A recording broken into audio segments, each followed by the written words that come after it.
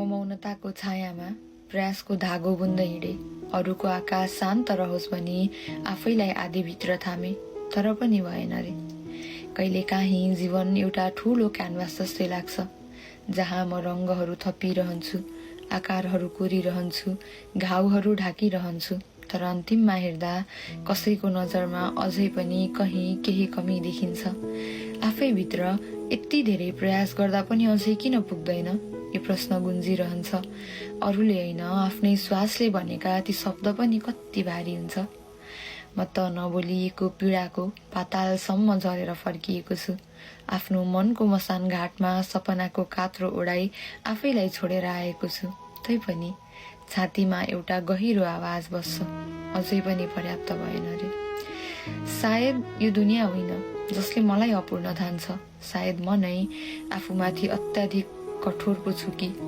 जब आफ्नो प्रयासहरू अन्यलको पर्दाभित्र हराउँदै गए, म आफैलाई नै कमजोर ठान्दै गए अनि त्यही आफैलाई बिर्सिँदै गए। लाग्छ म अझै पनि त्यो भुमरीमा अलमल्ल पो छु कि। यो अन्तहीन चक्रभित्र म फेरि पनि उठेर आफ्नो बाटो समाउँछु, किनकि बिसाउने ठाउँ नै छैन र थाकेको मन थाम्न यात्रा रोक्नु पनि त उचित होइन। कहिलेकाहीँ मनले भन्छ तिमीले गरेको प्रयास कसैले देख्नु पर्दैन, मात्र तिमीले महसुस गरे पुग्छ। त्यो आवाज कमै सुनिन्छ, तर सायद सत्य त्यही पो हो कि।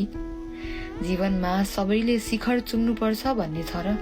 कहिलेकाहीँ शिखर होइन, शिखरताको बाटो त्यही नै साहसको प्रमाण पो हो कि।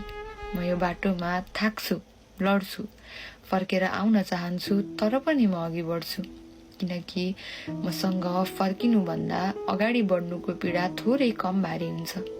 अनि एकान्तमा म आफैलाई